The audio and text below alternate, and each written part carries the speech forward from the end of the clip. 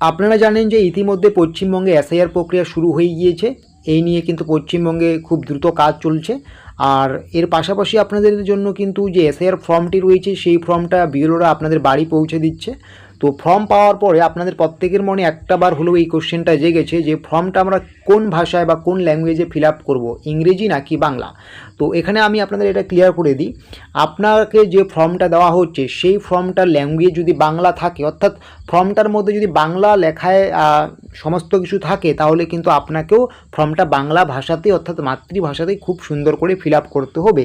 আর যদি দেখেন আপনার ফর্মটি ইংলিশ ভাষায় রয়েছে, তাহলে কিন্তু অবশ্যই আপনাকে ফর্মটি ইংলিশ ভাষাতেই ফিল আপ করতে হবে। তাহলে বুঝতে পারছেন, আপনার ফর্মটিতে যে ভাষা উল্লেখ থাকবে বা যে ভাষায় লেখা থাকবে সেই ভাষাতেই কিন্তু আপনাকে ফর্মটা ফিল আপ করতে হবে। এমন কখনোই না যে আপনার ফর্মটি ইংলিশে লেখা রয়েছে আপনি বাংলাতে ফিল আপ করছেন, বা বাংলাতে লেখা রয়েছে আপনি ইংলিশে ফিল আপ করছেন, এরকম যাতে কখনোই না হয়।